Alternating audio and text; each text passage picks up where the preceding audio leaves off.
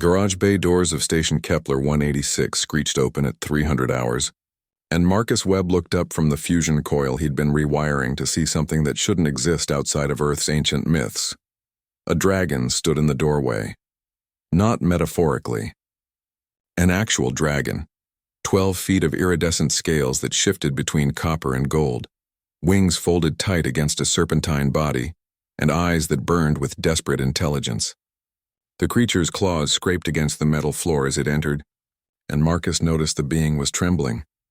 "Please," the dragon spoke, its voice a rumbling symphony that bypassed Marcus's ears and resonated directly in his chest. "My mate is dying.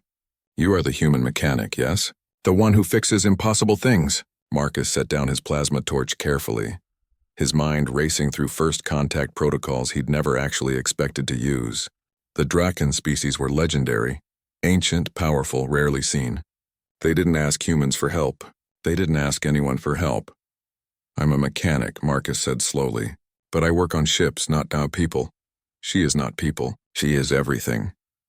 The dragon's head lowered, a gesture of submission that seemed to pain him deeply. "The star sickness has taken her. Our healers say there is no cure. But I have heard stories of human stubbornness, human refusal to accept the impossible." Marcus felt his heart clench. Star sickness, radiation poisoning from unshielded FTL travel. It was a death sentence for most species. "Where is she?"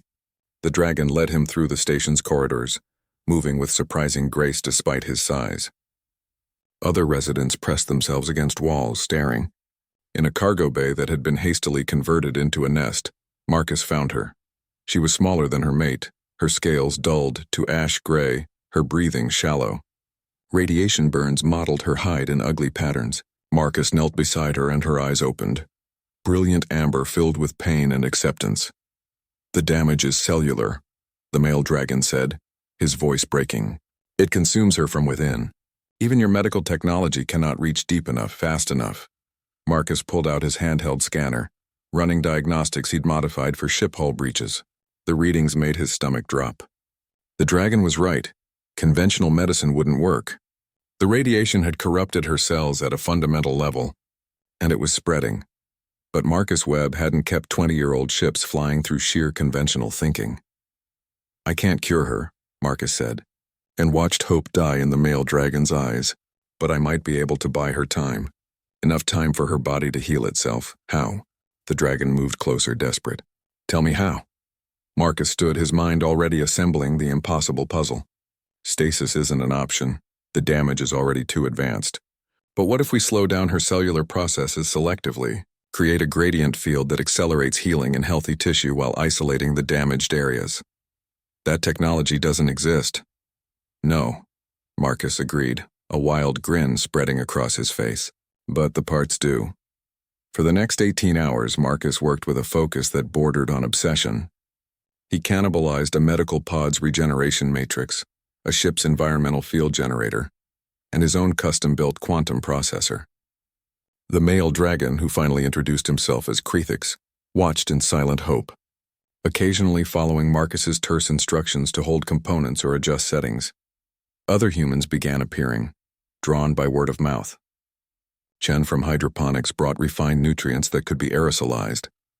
Dr. Okonkwo from medical provided cellular accelerants that technically weren't approved for cross-species use. Station Commander Williams looked at the Frankenstein's monster of technology Marcus was building and simply said, "Make it work, Webb, because that's what humans did. When the universe said impossible, they said, 'Watch me.'" At hour 23, Marcus activated the hybrid device. A field of shimmering energy enveloped the dying dragon, and for a moment nothing happened. Then her scales began to shift. Gray to bronze. Bronze to gold. "It's working," Dr. Okonkwo whispered, checking her medical scanner. "The radiation levels are dropping. Her cellular regeneration is, by the stars, it's accelerating exponentially." Krethix made a sound somewhere between a roar and a sob. He pressed his head against his mate's neck, whispering in a language that needed no translation. 3 days later, she opened her eyes fully.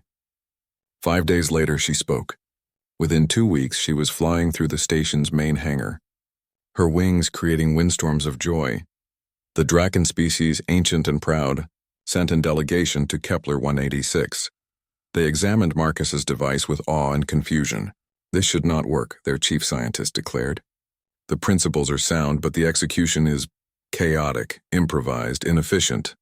But it works, Marcus said simply. The scientist's scales rippled with what might have been amusement. Yes, it works. How very human. Krathix and his mate, Silthera, Marcus learned, remained at the station for another month. Before they left, Krathix approached Marcus one final time. My people believe in debts of honor, the dragon said. You gave me back my reason for existing. How can such a debt ever be repaid? Marcus thought about it, then smiled. Tell your people about us. Not that humans are miracle workers or heroes. Just tell them we're the species that doesn't know when to quit. That when someone asks for help, we try, even when it's impossible. Krathix's eyes blazed with understanding, especially when it's impossible. As the two dragons departed, their wings catching the light of Kepler 186's sun, Commander Williams stood beside Marcus watching them go. You know what you've started, don't you? She asked. Every species in the sector is going to hear this story. The human who saved a draken's mate with spare parts and stubbornness? Marcus shrugged, already thinking about the fusion coil he still needed to fix. Good. Maybe they'll learn what we figured out a long time ago. The universe doesn't care about impossible. It only cares about whether you're willing to try. And in the vast darkness of space, humanity's reputation grew not through conquest or grand declarations, but through a simple truth. When faced with the impossible, humans built a solution out of spare parts and refused to give up. Because that's what humans did.